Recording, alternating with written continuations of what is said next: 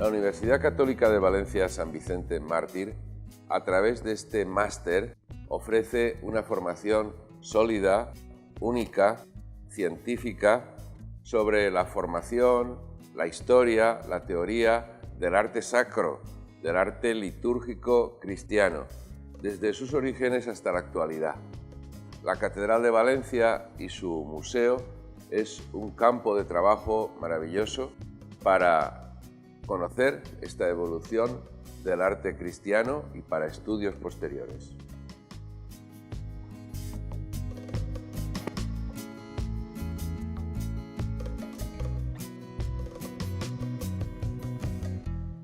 El máster tiene un carácter científico y profesional.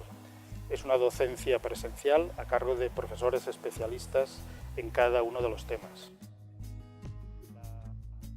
Parte de la docencia se desarrolla con seminarios, con expertos externos a la propia universidad sobre cada tema que se trata.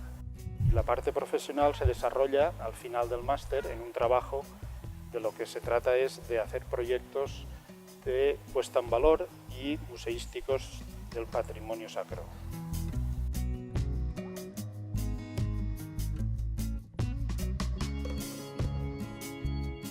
La Iglesia valenciana conserva un importantísimo patrimonio bibliográfico. Sus códices y manuscritos, conservados en archivos, bibliotecas y museos, son representativos de la cultura de Europa, realizados en los principales centros de escritoria, monásticos y catedralicios de diferentes ámbitos, desde París a Aviñón, desde el norte de Italia, Roma o Nápoles, hasta los centros mayores de la Corona de Aragón y Castilla.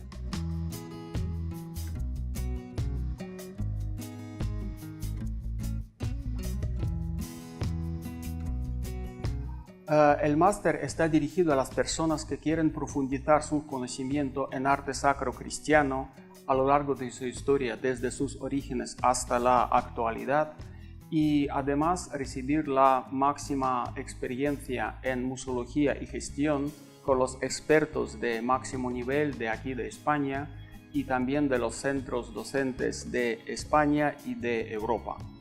Además, preparamos los especialistas para el patrimonio de la Iglesia, para la Archidiócesis de Valencia y otras diócesis de España.